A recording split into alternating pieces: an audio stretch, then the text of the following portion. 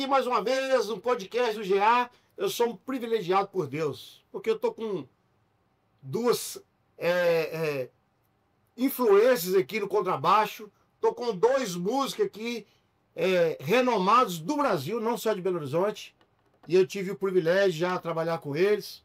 Preciso voltar a trabalhar com eles, porque realmente é uma referência. Então você que tem inveja de mim, quando eu trouxe uns famosos que, você não conhece os caras. Eu conheço sim, tal, sei que não conhece eles. Tô aqui com o Enéas Xavier, meu brother, Adriano Campanhano.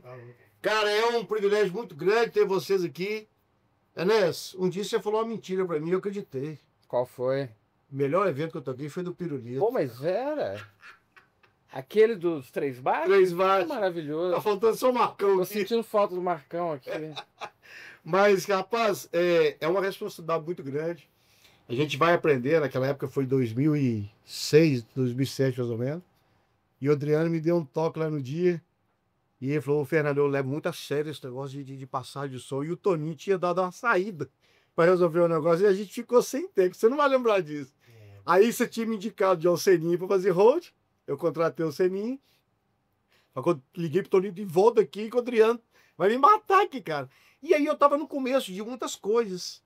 Eu comecei a incorporar essas que eles falam de vocês exigem, mas na verdade é simplesmente o nosso trabalho, né?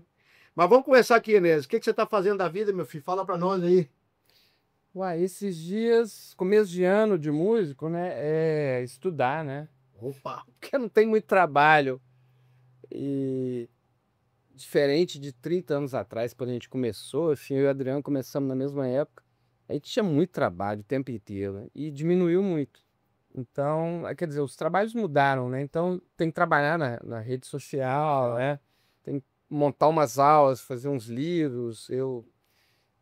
Mas, assim, eu tenho que lembrar aos poucos. Na verdade, é muita coisa que eu faço, né? Eu tenho um estúdio, eu produzo e toco com um, toco com outro. Mas no começo do ano eu realmente foco em estudar um pouco, em dar uma reciclada. Você está no Bituca, né? Dou aula na Bituca. Como é que funciona lá? É semanal? Lá é semanal para os alunos, né? Os professores, às vezes a gente tem que ir mais para fazer reuniões e fazer uma programação.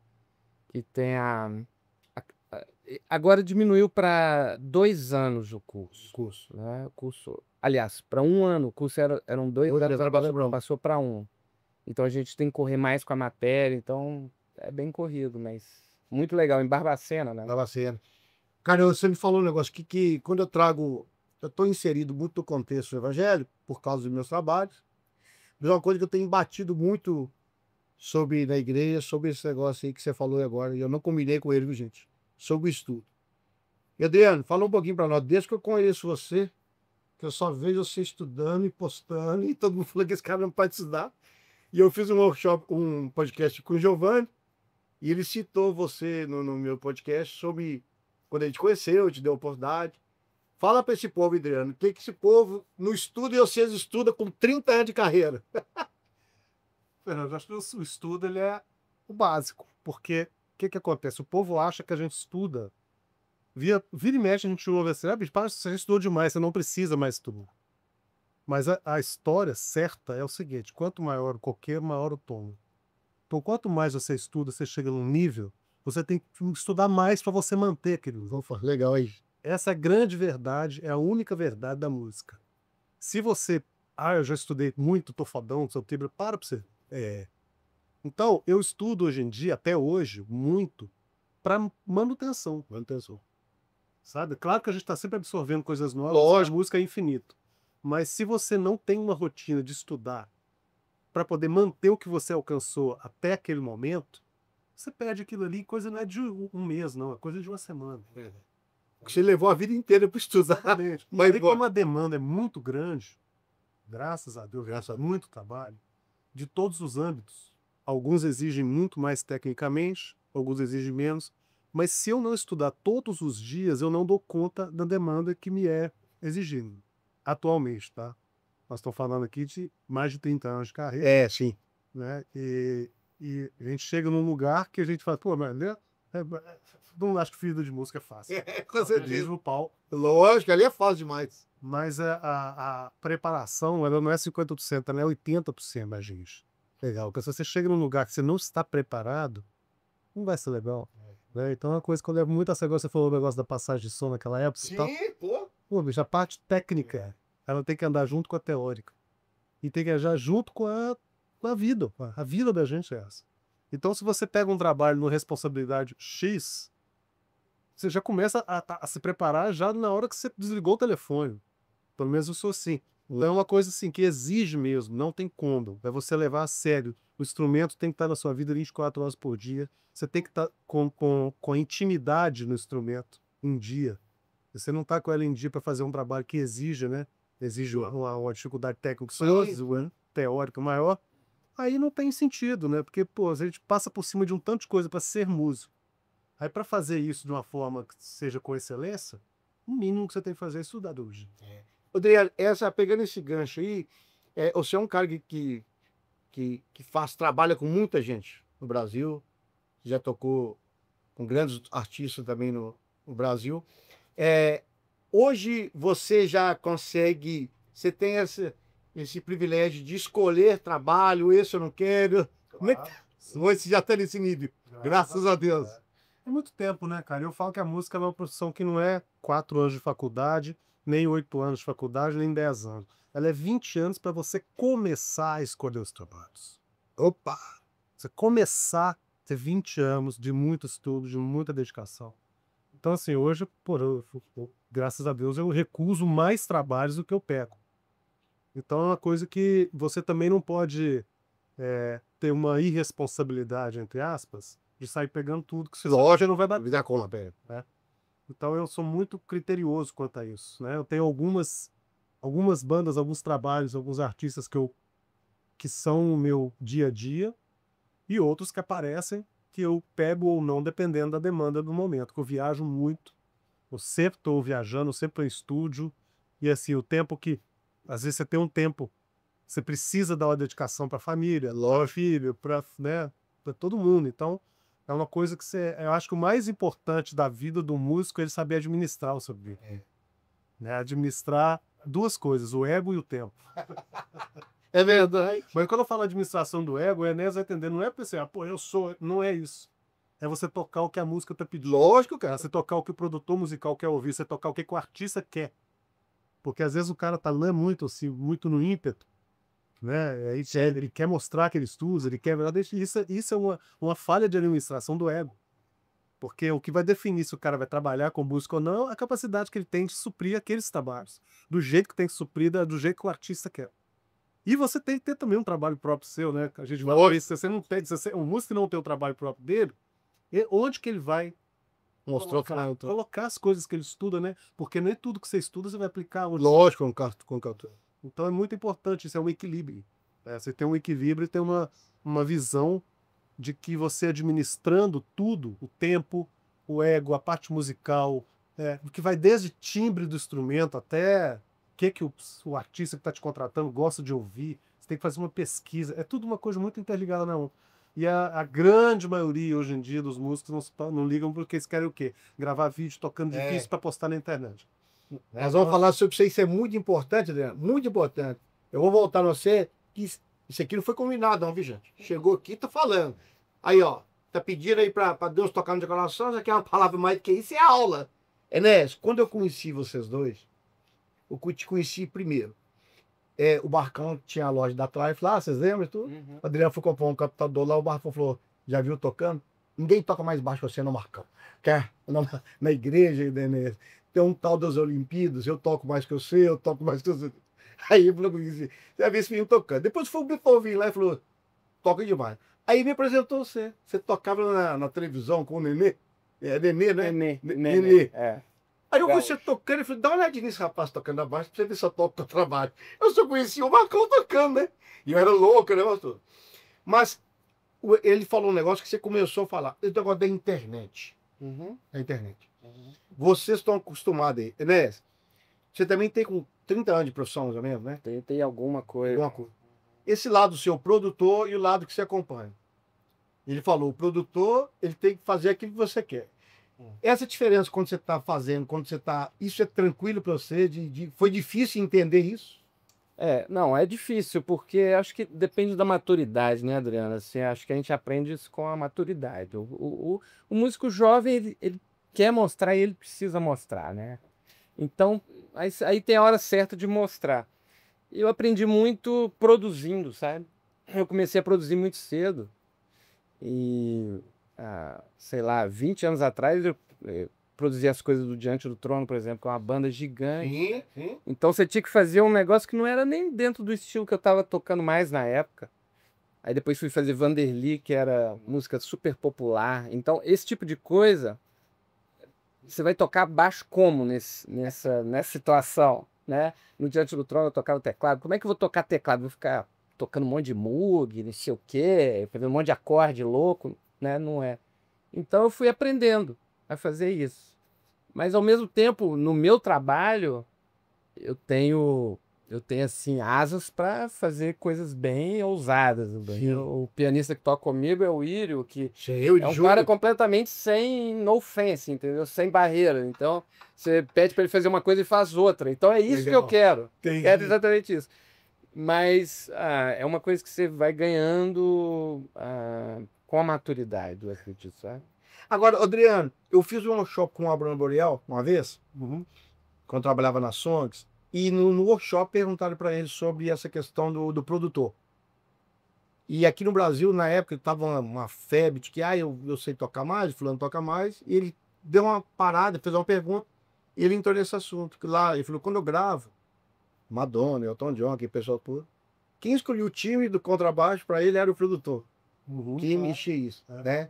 Isso, no começo, você conseguiu entender isso de cara ou também já foi uma porrada assim? É o que a Inês falou, isso é uma coisa de experiência, né? A gente vai aprendendo.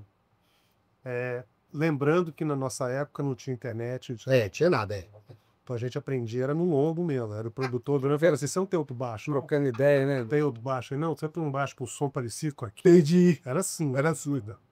E de novo falo assim, isso é uma coisa que você aprende juntamente com um pacote da tocada, do timbre, da submissão ao produtor. Né? Você, assim, a partir do momento que você entra, você vira um session player de estúdio, você entra, você como um executor. Você não vai, mas eu acho que aqui não, no seu disco, né? Você faz o seu.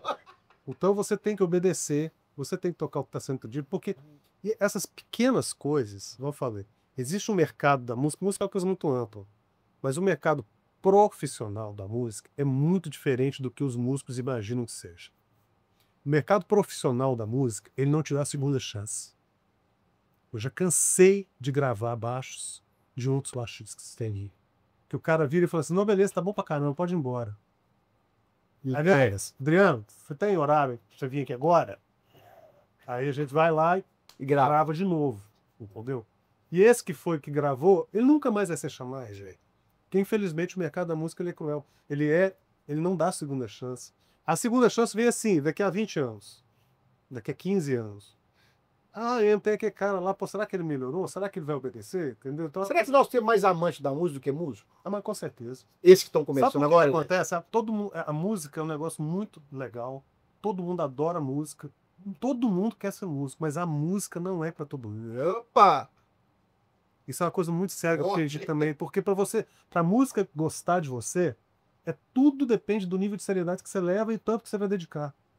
Tanto que você dedica, ao tanto que volta. Enéas, já falaram, é muito sério isso, já falaram com você assim, quando você foi preencher uma ficha? Qual a sua profissão? Músico. Não, qual a sua profissão? Queria perguntar para vocês dois, primeiro para você, o que você acha que falta para esse reconhecimento? Falta parte de vocês? Falta parte de reconhecimento de fora? Postura? Bem, o mundo é bem grande, né? Assim, eu viajo bastante para o exterior para tocar, para trabalhar, e lá também é difícil, né? Agora, tipo, por exemplo, na Dinamarca, eles têm um subsídio, tem um negócio lá, por exemplo, que chama Jazz Denmark. Então, tem um dinheiro pro jazz, que é uma música americana, que é feita na Dinamarca. Você imagina isso aqui no Brasil? Sem no chance, né? Então, aqui a gente tem que achar um outro jeito. Então, a gente fortalecendo, por exemplo, eu e o Adriano, a gente tem uma parceria. A gente troca trabalho. Então, isso é uma coisa que fortalece a gente, né? A gente trabalha com um tipo de música também, né? Eu não vou passar para ele um trabalho que não tem nada a ver com ele. Então, a gente sabe mais ou menos o que fazer. Isso é uma coisa, desculpa interromper, é uma coisa muito importante também que as pessoas às vezes esquecem. Pô, vou chamar o fulano para tocar no meu lugar, porque o fulano toca pra caramba. Impressiona todo mundo. Isso. Mas o cara chega na hora. O cara perde voo. O cara dá problema para o produtor. Tira as luzes para pensar. Tudo isso é muito bem pesado antes de eu indicar alguém. Por isso que o Enéas é um cara que eu confio. E eu acredito que também vou fim. Sim, lógico. Porque a gente tem que ter essa preocupação, porque é o trabalho. Enquanto música não for encarado como trabalho, como qualquer outro, vai ser esse pensamento provinciano. Então, pegando o gancho aqui, o que você está me respondendo é isso. Tá faltando empenho dos caras que se mostrarem como profissionais. Sempre faltou. Tá? Você pega a porcentagem dos músicos, você pegar 100 músicos, você pode saber que menos de 10 trabalham profissionalmente. Profissionalmente que eu falo em Tem todos os aspectos. estou entendendo, lógico. Inclusive para você também fazer exigências. Né? Lógico. Para você exigir alguma coisa, você tem que, no mínimo, cumprir o seu dever. Então, para você começar a exigir, isso é uma coisa que a gente aprende depois de muitos anos de profissão. Você tem que entregar. Você tem que entregar exatamente ou além do que as pessoas estão esperando. Nunca aquém. E isso vai do estudo. Né? Eu tenho brincado aí que a gente gosta de música. Você falou, gosta. Mas eu não queria que um parente meu, minha esposa, minha mãe, fosse operado por um amante da medicina. Um cara que gosta muito, que estuda muito do Google. Você falou tudo. Entendeu? Então, as pessoas têm que entender que eu tenho muita vontade, eu tô fazendo aula com fulano, né? Tem um tal de, eu tô estudando com o Enéas, tô estudando com o Adriano, como se você fosse responsável Exatamente. de tocar, né? Enéas, quando vocês começaram, quanto tempo você estudava quando você era menina ali? Você não tinha. Você estudava, você era daqueles caras fissurados, de estudar baixo inteiro, bem que era isso. A gente só estudava. Eu e o Adriano, a gente era vizinho, a gente olhava para a janela do outro. 10 horas por dia era o mínimo. Era. Você tá falando sério, né? De 8 a 10 horas. Chegava do colégio, pegava o baixo, parava para ir no banheiro para dormir, para comer. A mãe ficava preocupada, batia na porta, botava mingau pra gente comer, esse tipo de coisa.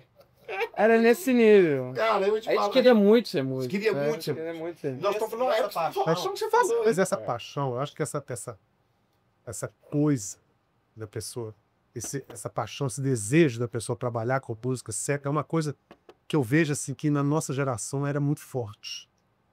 E não vejo isso nas gerações atuais. As gerações atuais têm excelentes músicos e tal, mas a galera não leva aquele negócio assim, pô, eu quero realmente ser isso aqui. Né? Acho que o mundo mudou muito, tá aquela muita coisa de informação, blá, blá, blá, blá. Ninguém aguenta ouvir mais de 15 segundos de música, muda, sabe? Essas coisas tudo. Mas na nossa época, ainda mais, não tinha material. Chegava um método pra gente, loucura. A gente pegava esse método, bicho, a gente destrinchava até o osso.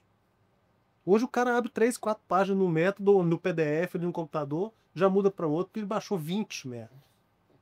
Né? Então isso aí é uma coisa que eu acho que tem muito a ver. Porque a gente tinha uma paixão, um desejo em ser exatamente o que a gente é hoje. Só que com 12. Hoje, isso é legal demais, né? Adriano, teve uma vez que você falou comigo, num workshop que eu fui seu, se eu estiver falando BC, você me corrige, não tem problema não. Tinha uma tag do Alan Carona, trocar com os 3 dedos, você estudou não sei quanto tempo, é isso? Não foi você que falou isso? Foi meio que foi essa parada? Não, porque a gente ouvia, né? Esse negócio do Alan Carona começou com o PJ, o baixista. Sim, eu já conheço. O PJ é meu amigo há muitos anos. E ele sempre me recorreu a mim por saber que eu tenho esse negócio, essa disciplina de estudo e tudo, quando alguma coisa que ele queria tirar, ele não estava conseguindo. Adriano, ouve esse negócio aqui, eu não estou entendendo nada. Era uma fita cassete do Zé, que é branquinho, do Zé Plug. Que tinha Don Lee com o Slap, tudo. Ele falou, como é que esse cara tá tocando isso? Parecia um teclado, né, de tão limpo. Aí eu ficava ouvindo, tirando, tentando tirar, papai. Supus que era de uma forma. E comecei a estudar essa forma. Aí 30 anos depois, 25 anos depois, trouxeram o Alan Carona no Brasil. Eu abri um workshop dele e vi que não era dessa forma, mas né? Eu tirei tocando polegar, 1, 2 polegar. Então taca, o resto da vida. Se aqui for 4 e aqui 3, cada hora a acentuação vai dar num lugar diferente. Na verdade, ele fazia um thumbs up. Ele dá 1, 2, 3. Olha, só que como você vai adivinhar não tinha vídeo, não tinha YouTube, Nada, não tinha nada. nada. Era uma fita cassete. Que legal. Depois de muitos anos que a gente viu que tinha um detalhe diferente, mas foi muito bom que proporcionou poder tirar aquilo ali. E outros baixistas também, vários, né, alguns estudaram comigo, dava esses toques, ouve aqui para ver, pô, realmente assim fica parecido. Então, assim, é uma coisa que é uma facilidade que a gente não tinha. Mas você acha que isso não treinou o ouvido a vocês, não? Pra caramba. Caramba. A gente acabou achando um jeito de tocar também, né? Assim, de alguma forma a gente tem um pouco mais de assinatura do que os músicos jovens, né? Você falou com Eu acho que os músicos jovens tocam muito, assim, jovens, de uma geração pra cá, Sim. eles tocam muito parecido entre eles. Uhum. E mesmo entre eu e o Adriano, você vai ver uma diferença, porque a gente Tem. a gente era obrigado a ouvir E mesmo. influências, né? Influências são muito pessoais. É A lógico. gente tem as influências que são em comum e tem as influências também que cada um foi para um lado e tal, mas sempre pensando naquela coisa musical. O nosso contrabaixo, que eu considero do Enéas, subiu, ele é tocado em prol da música 100%. Não, isso é fato. Isso é fato.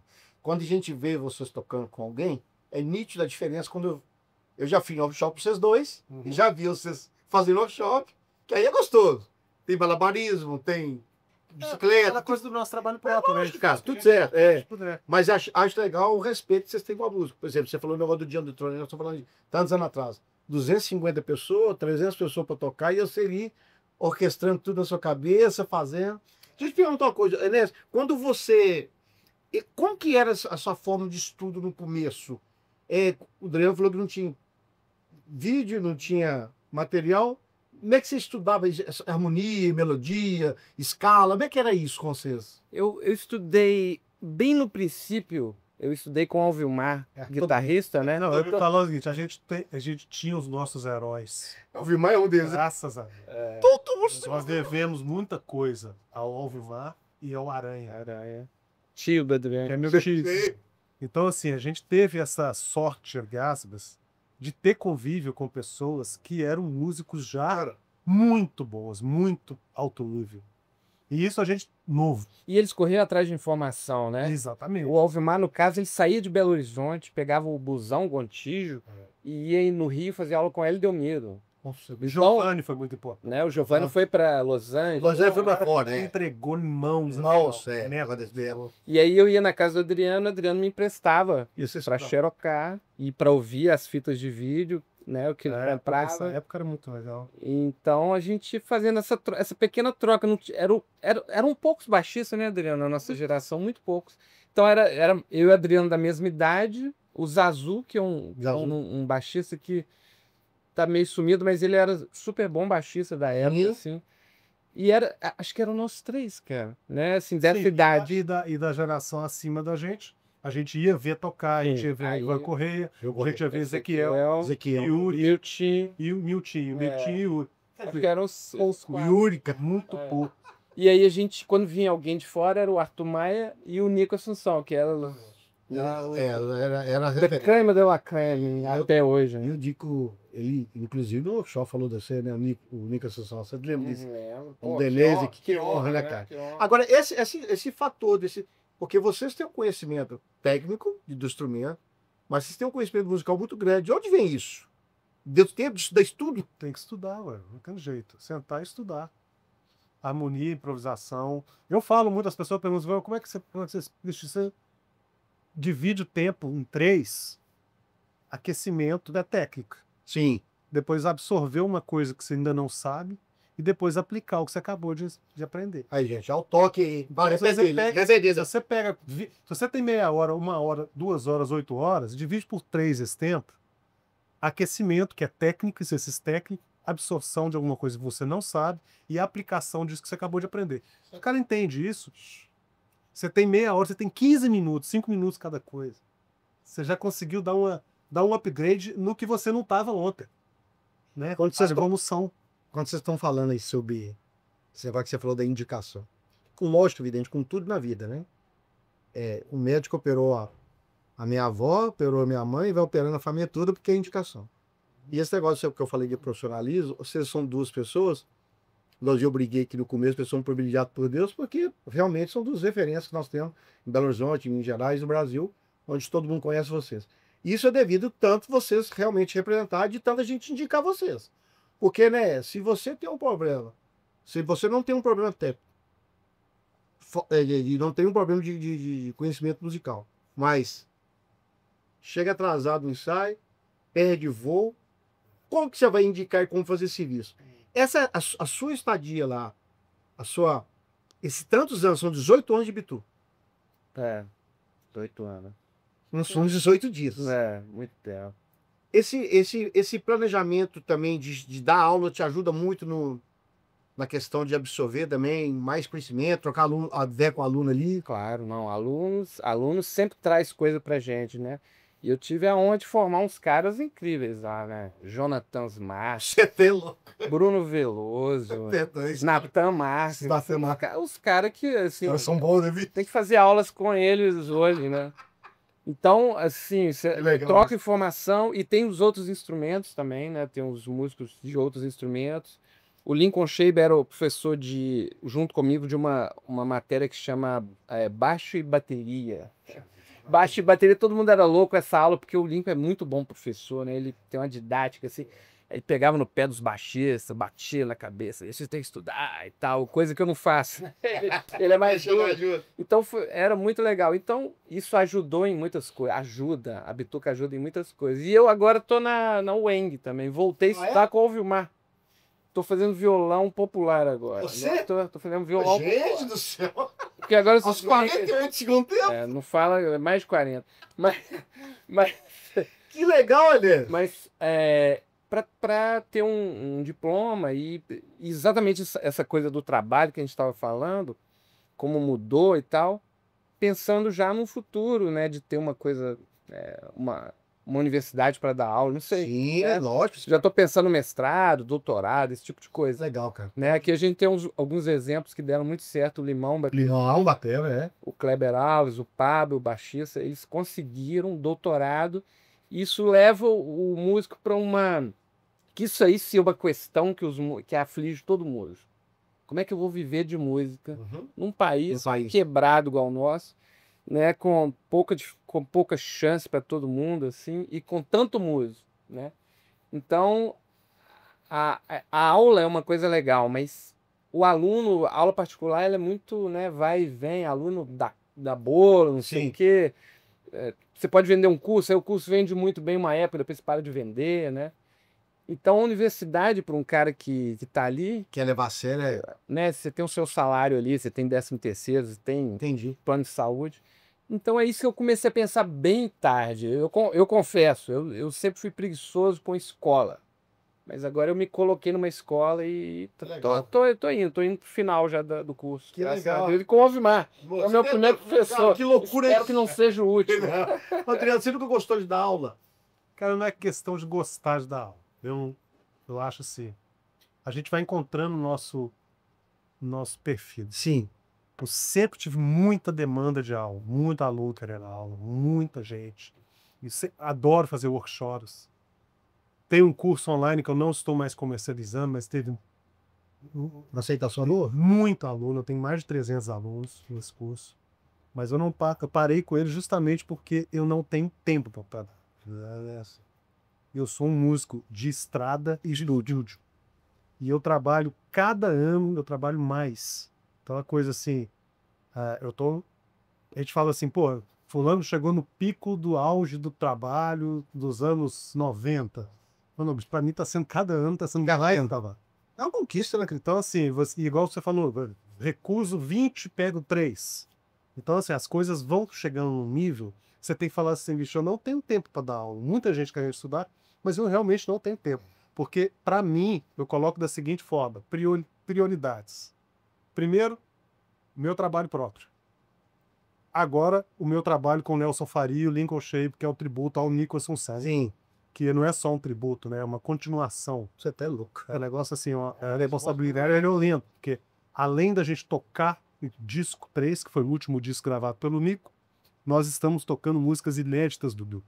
Ô, rapaz. Ele deixou várias É mesmo? e o Nelson lhe mandou as partituras e a gente está colocando, já estamos tocando 3 no show. E isso vai virar o disco 3 continuação. Que isso. Então é uma responsabilidade. É você Lincoln e Nelson. É os dois que gravaram o disco. que grava. Então esse trabalho para mim é uma prioridade. Então assim, meu trabalho solo, essa prioridade e os artistas que eu toco já há tantos anos. Já. Eu tô fazendo 27 anos de Beto Gates. Nossa. Flávio Venturini, o show dos Mineiros, a gente fez 18 capitais esse ano, que é o Flávio, Beto, Lô. Então assim, eu tenho esses artistas, Flauzinho, Sideral. Sim. Acabei de gravar 7 faixas agora, na semana passada, inéditas do Cazuza, que a mãe do Cazuza entregou para eles de presente. É mesmo? Então a gente tem esse show em homenagem ao Cazuza. Então quer dizer, essas gigs estão nessa Tem que botar o topo da prateleira, né? Essa aí. Então eu não tenho realmente tempo para dar aula. Porque ou eu tô viajando com um, ou tô viajando com outro, ou estou em estúdio, ou estou estudando em casa para ter conta. É. Então o Muito tempo, legal. as pessoas falam comigo, pô, mas você não tem tempo para dar aula. Cara, esse horário eu vou estudar. Eu falo mesmo, eu não posso, eu preciso estudar isso. É o que você falou no começo. Se você não estudar, você não tem consegue jeito, fazer o eu não trampo. consigo, a minha demanda me exige horas de estudo. Eu não posso ceder essas horas para alguém. Mesmo que seja a coisa mais nobre do mundo ensinar, e eu adoro também, Sim. eu adoro fazer workshop, adoro o brilho no olho das pessoas no workshop que querem ver o que você está fazendo e querem saber como você faz. E você explica com o maior prazer. Então eu adoro isso, mas na escala de prioridade eu não posso, porque é o tempo que eu tenho para poder me preparar para os trabalhos que me demandam. Cara, vocês estão falando aí, 2 músicos de renomados, cada um com a sua demanda, cada um com a sua prioridade. Aí o Enéas me fala, aos 48 do segundo tempo, para estudar. Pois é, mas essa onda acadêmica com a NST já tem há muitos anos. Pois é, cara. Ele tem muito. Muito tá na veia, né? Na veia, sabe? Eu gosto, mas você- eu não tenho essa Mas legal, dificuldade, porque ele fez isso, ele criou essa. Sim, mas eu tô dizendo, a música é ruim demais, você tem muita pra fazer, cara. É por isso que eu falo, às vezes as pessoas falam, eu vou entrar pro mercado X porque é o que dá diva. Cara, não é só isso. Não vou dar nomes a estilos musicais, mas as pessoas às vezes entram pro mercado mais popularesco porque acha que a vida de música é aquilo ali. Vai morar dentro de ônibus, vai ganhar aquele cachezinho. Sim, Eu disse. Isso não condiz, igual eu falei lá no começo. A gente passa por cima de um monte de coisa para ser músico. Aí se dentro disso você fazer uma coisa que aos seus olhos não é uma coisa que vai te engrandecer nem artisticamente, nem musicalmente, cara, procura outra forma, porque tem. Tem. A música é muito ampla, cara. Mais São muitos produtos que a gente pode oferecer. muito aqui, a sua demanda aqui que eu tô falando. Ó, eu tava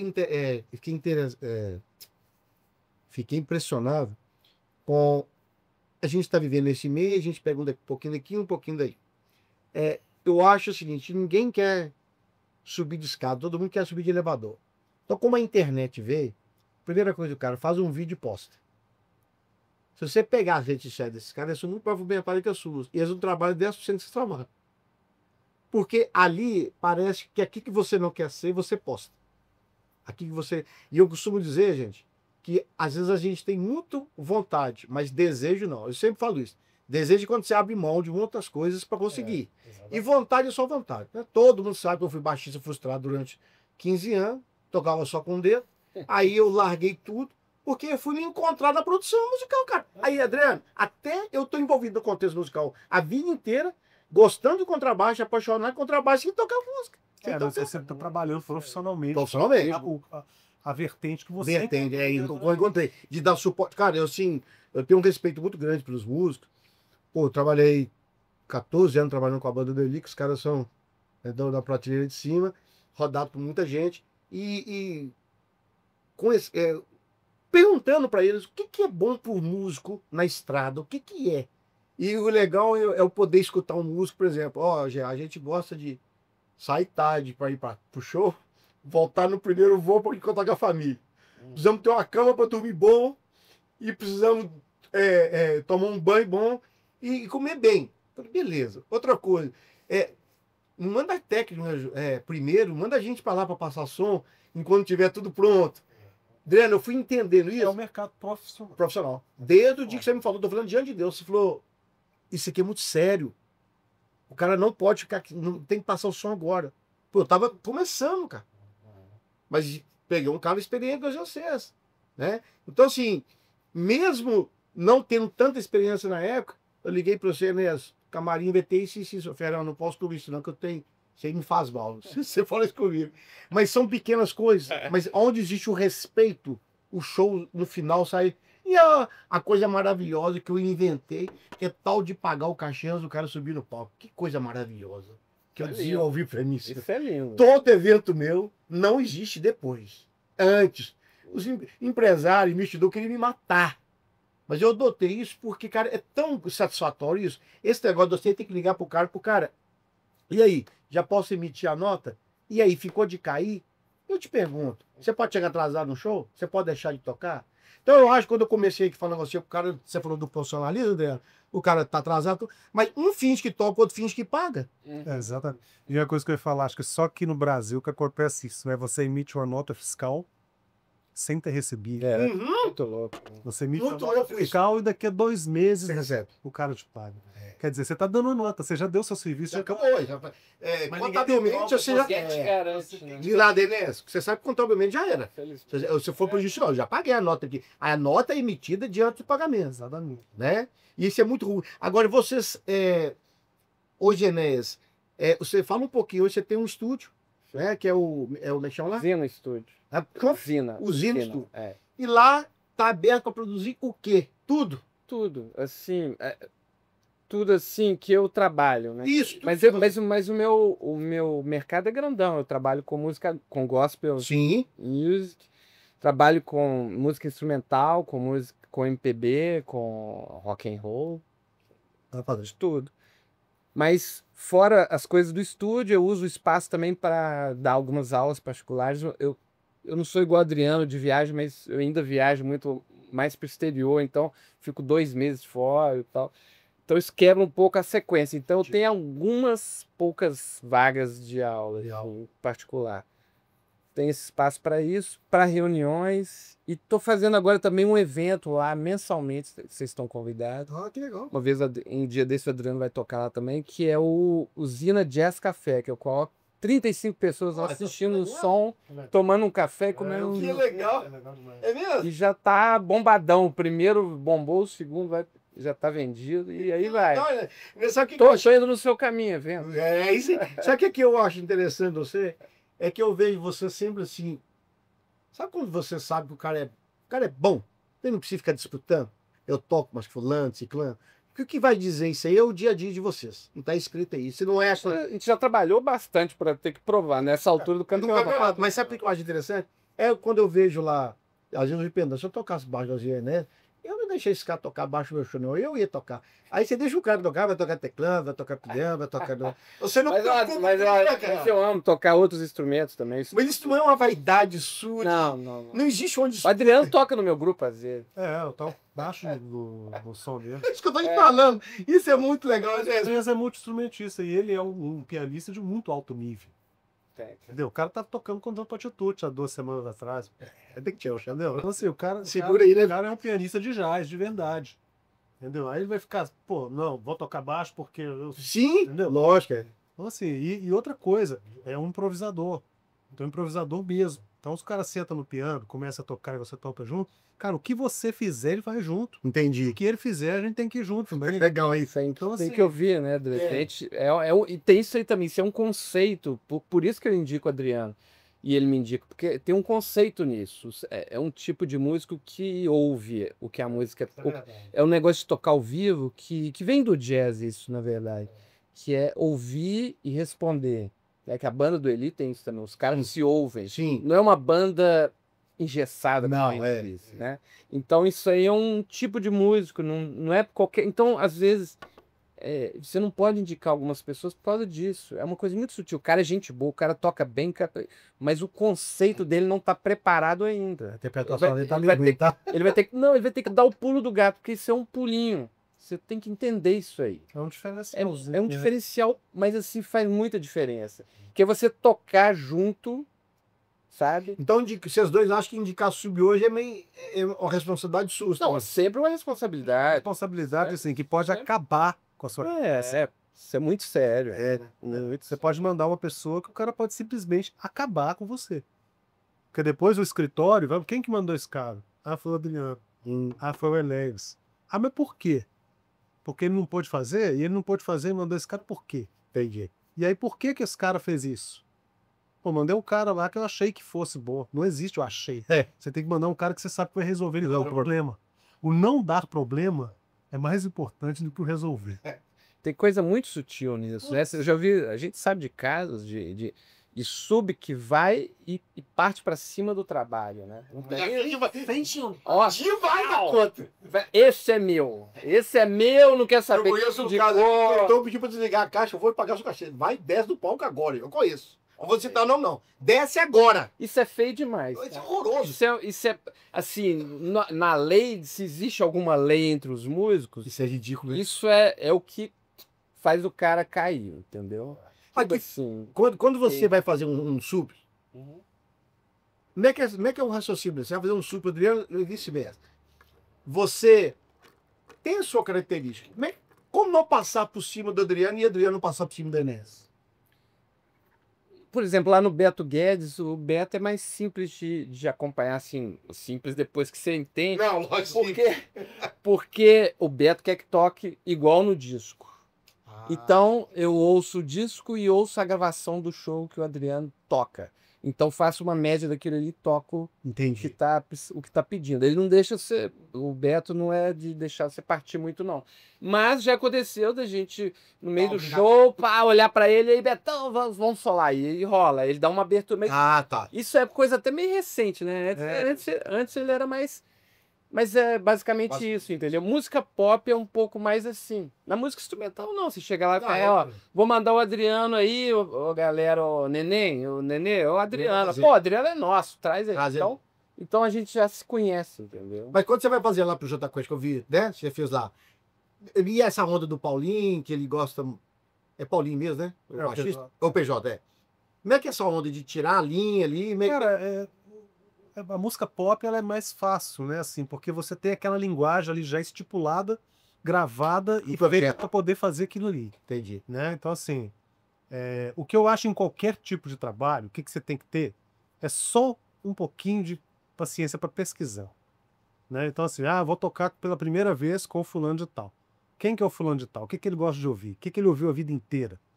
Né? Então, por exemplo, no Clube da Esquina, a gente sabe o que que os caras fizeram. A gente sabe que a formação deles foi Beatles, que a formação deles foi música progressiva. A gente sabe mais ou menos os timbres. Então assim, a gente já sabe isso, porque a gente já está nesse universo há muito tempo. Né? Mas, por exemplo, um cara me chama para tocar. Tocar com um guitarrista maravilhoso, vietnamita, que é o Nguyen Lee, que para mim é um dos maiores guitarristas do mundo. Uma concepção totalmente diferente. Totalmente diferente. Concepção de ritmo, de timbre, de tudo diferente. Oriental, nada nenhum tempo par, tudo tempo ímpar. Então aí você faz um trabalho de pesquisa. Sabe? O problema é que a galera não faz isso. A galera fala, pô, vou chegar lá e impor minha forma de tocar como que é.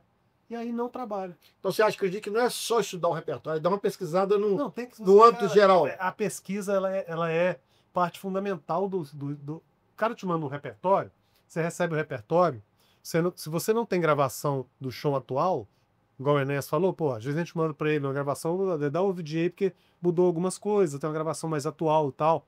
E o Beto, no caso do Beto, ele pede pra eu tirar os originais e botar uma carinha, uma coisinha e tal. E isso aí vai acontecer com a confiança, com o tempo, né? Você tá lá muito tempo, o cara gosta de você, vai fazendo isso. Então automaticamente isso passa pro Enéas. Ele também vai botar a assinatura dele, mas é lógico, tem Você gravou algumas coisas, gravei, bastante coisa com o Beto. a gente tem essa expertise de botar a assinatura, mas de uma forma que você vê que não vai incomodar. Sim, sem ser agressivo. Claro. É naquele momento assim que a gente fala, né? Estudo para poder na hora do show assim, um compasso, não é nem dois, entendeu? Um compasso tem um solo, um compasso tem uma frase, tem um negócio, e você tem que estar apto naquele compasso a tocar o negócio daquele jogo. Então é um negócio muito sutil. É sutil. Tem uma sensibilidade, assim. É detalhista, né, cara? É muito detalhe. A gente não pode abrir mão dos detalhes. Porque os detalhes é que fazem a diferença. Faz a diferença. Aqui, essa parada da leitura. O Gui você gravando com o Limão e o Figueiredo. Já viu você lendo também. E essa leitura aí, isso é uma prática constante também? De estar lendo, de estar escrevendo, para tocar, ou vocês gostam de tocar mais solto? Como é que é isso? Gravar? Gostar ou não gostar não importa. A gente tem que pegar o trabalho do jeito que vem, né? Então, se o diretor musical dá aquele monte de partitura para você, você tem no mínimo que ler, tá? Você tem que estar apto a isso. A aptidão a ser músico envolve ler também. Claro que a gente não lê igual músico de orquestra, Sim, que é à primeira vista qualquer coisa. qualquer bota no coisa, tá computador. ligado, é. Mas, pô, se você tá... Me passa um pouquinho de antecedência, me dá 10 minutinhos aí com essa partitura. Vê, deixa eu dar uma estudadinha. Tadinha, né? Mas você tem que estar apto a ler, sabe? Isso é uma coisa básica, né? Na nossa época, que eles botavam muito folclore em cima da gente, né? Falando assim, você vai ler partitura, se não ler partitura não vai ser músico. Você... Cara, mas a grande verdade é que a gente precisa ler sim. Precisa também. Mas não é na maioria dos trabalhos. Você falou, vocês gostam de tirar de... Não, muitas vezes a pessoa fala assim, bicho, ó, tá aqui a gravação do show, não tem partitura. Aí você chega lá tocando o que tá gravado. Se tem uma referência, agora quando não tem referência, ou tem uma guia, aí o produtor manda a partitura junto, bem, graças a Deus. Já bem pronto. Ainda bem que tem uma partitura. É só seguir ali. E você tá vendo ali a ideia que o cara quer e você vai interpretar o que tá escrito ali. De um tempo pra cá, com essa coisa de ter muito trabalho, demanda demais, principalmente de música instrumental, e música instrumental é difícil, né? Os caras escrevem o mais difícil que ele consegue de cabeça pra baixo. Aí eu me propus a fazer o seguinte, eu vou estudar leitura para ler num nível um pouco melhor do que eu estava lendo, sabe? Então eu passei por um negócio assim que eu estudo menos e trabalho na partitura para deixar ela bonitinha para ler meio de primeira vista. Ultimamente eu estou conseguindo fazer isso. É um negócio que demanda... É uma forma de trabalho. Já não é a forma que eu sigo, porque o que acontece? Às vezes você é um cara que escreve muito bem e sabe escrever dele, mas às vezes você fica na mão de outros. Então você recebe uma partitura, às vezes, que ela não tá 100%, não tem jeito. Aí você vai confiar naquela partitura para ler à primeira vista? Não dá. Entendeu? Então, assim, é meio complicado. Mas eu acho louvável demais. É um grande salto. O músico que lê e o músico que lê à primeira vista. É um grande salto. Então, assim, eu te falo de verdade, assim, eu não sou um músico que você vai me dar uma partitura aqui para eu ler agora à primeira vista. Eu vou ler, mas eu não vou ler da forma que eu iria executar se eu tivesse estudado ela um pouquinho antes. Sabe? Eu gosto dessa preparação. Isso é uma coisa que está dentro de mim. Assim, eu não gosto de ir para trabalho nenhum sem ter me preparado. Mesmo que seja instrumental, mesmo que seja o que for. Mas pelo menos dá uma familiarizada com o trabalho. Você fica mais confortável, né? Você fica mais tranquilo, né? Menos tenso. Engraçado que eu sinto isso também, Adriano. E às vezes eu não tenho tempo mesmo de fazer essa preparação, sabe? Não tem tempo. E aí eu dou uma olhada assim no material. 12 músicas. Tem um ali que tem uma frase que eu não vou conseguir ler à primeira vista. Círculo de vermelho. Olha. Passo uma, 2 vezes e lá na hora, pá, e tá dando certo, entendeu? Legal. Mas é uma coisa que você tem que estar estudando. Mas é a preparação da preparação. É a preparação. E esse lance, por exemplo, de você dar muita aula, isso obriga você a estar aprendendo aula. Da mesma forma que os meus trabalhos, tirando, como eu falei, você tem trabalhos que exigem mais, exigem menos, mas, por exemplo, o meu trabalho próprio, ele exige muito de mim. Então, o tanto que eu tenho que estudar para estar apto para executar esse tipo de coisa, o Enéas também passa por isso, independente do trabalho, mas com a quantidade de alunos. Sim. Porque você dá aula na Universidade de Guapituca, bicho, você tem que estar lendo coisa todo dia. Você tem que estar lendo, você tá, igual ele falou, o aluno traz muita coisa pra gente, é uma troca, né? Sim. O aluno traz, aí você fica assim, pô, não sei, eu tenho que fazer uma coisa desse cara também. Então, assim, você tem que estar sempre atualizado, você tem que estar sempre... Não digo que você não dá aula também, não, porque tudo depende da administração do seu tempo. Você falou. Mas é muito bom você ter fatores externos que te obrigam a estar em dia. E ter muito aluno é uma dessas coisas. Cara, chegando ao final, isso aqui era papo para 2 horas. Nem começou. Tá bom. Isso é papo, era para 2 horas, cara. Infelizmente, eu sei que eu falei, cara, eu acho que eu vou errar, porque 1 hora só vai ser pouco. Mas nós vamos ter outra oportunidade. Eu preciso ter vergonha na cara, viu? Preciso fazer alguma coisa com essas lendas, porque o tempo está passando. O evento que nós fizemos foi em 2006, 2007, já passaram 19 anos, né? E precisa fazer. E eu quero fazer porque isso é currículo para mim. Eu só cheguei aonde cheguei com know-how. Pô, né, o Eli de cada 7 Goiânia, trabalhando em tudo, ganhamos 2. Parabéns. Por causa de respeito a vocês. Eu cheguei a essa conclusão. Gente, isso aqui não foi combinado. Meu secretário ligou pro Adriano, pro Enéas. Eu cheguei atrasado. Não, o que é isso? Isso aqui foi aula. Isso aqui foi aula. Esse podcast hoje é uma aula. Isso aqui hoje, o título Vila Roy. Nós temos que falar, quer ser profissional, assiste esse podcast. Eu vou ver se a gente marca de novo. Queria agradecer a vocês, dar os parabéns, porque eu sempre soube da capacidade de vocês, mas hoje foi legal de saber os detalhes, né? Sempre tive uma admiração muito grande para o Enéas, para o Adriano. Sempre encontrei com vocês no workshop do Nicholson Sona para mim, que ele achou ruim dos baixos. Você lembra disso? Nicholson, e muito bom. E aí, quando eu cheguei naquela sala que eu vi vocês tudo lá, eu falei, nossa, o que é isso aqui? E vocês lá aprendendo, acho que vocês nunca tiveram essa dificuldade em querer aprender. Então, suas considerações finais aí, meu amigo. Obrigado pelo convite, obrigado, Adriano, pela parceria aqui. E falar com o pessoal aí que eu tenho os meus discos, né? O Jamba, o Novo Tempo, o Peregrino e agora os Coroas. E tem os meus outros projetos aí para o pessoal ficar ligado no... Até hoje eu respondi uma mensagem bacana do baixista lá da Fernanda Brum. Não conhecia ele, vi ontem ele cantando no show da Fernanda Brum. Ah, que legal. Aí escrevi lá, pô, parabéns aí, bicho, cantando e tocando pra caramba. Ela deixou ele improvisar. Falei, vou dar moral pra pastora aí que deixou o cara improvisar, solo de baixo. Aí ele falou, pô, que bacana, ó, mestre, eu te acompanho e conheço o Jamba. Quer dizer, é o maior barato você ver os caras, assim, depois de 30 anos, ouvir o seu disco. É um disco que influenciou, né? Então, isso é legal demais. Então, o pessoal que não saca, procure saber. Eu vou deixar o arroba seus aqui também. Por favor, do Instagram. Adriano, suas considerações finais aí. Bom, primeiro agradecer, né, cara? Tinha muitos anos que a gente não trabalhava, né? E eu acho que você deve fazer mesmo outro evento, mesmo porque depois desse tempo todo, tanto eu quanto a Enéas, a gente já tem muito trabalho inédito. Você é bom demais. Né, de lá pra cá. Então, tô aproveitando. Tô lançando meu 4º disco solo, Cosmopolitan, já tá em fase final de mixagem, daqui a pouco tá nas plataformas. Instrumental das Esquinas, em 2017, com participações de Flávio Venturini, Lô Borges, Toninho Horta, Wilson Sideral, Galápagos de 2011 e o meu primeiro disco de 2001. Quem quiser, todos estão nas plataformas digitais, se quiser conhecer um pouquinho.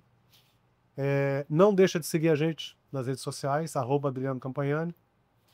E até a próxima. Muito obrigado. Gente, vai estudar. Escutou o que o Adriano Enéas fala? Eles estão estudando. Eles não vão começar, não. Depois de 30 anos, eles estão estudando mais você que está começando agora. Tamo junto, Deus abençoe!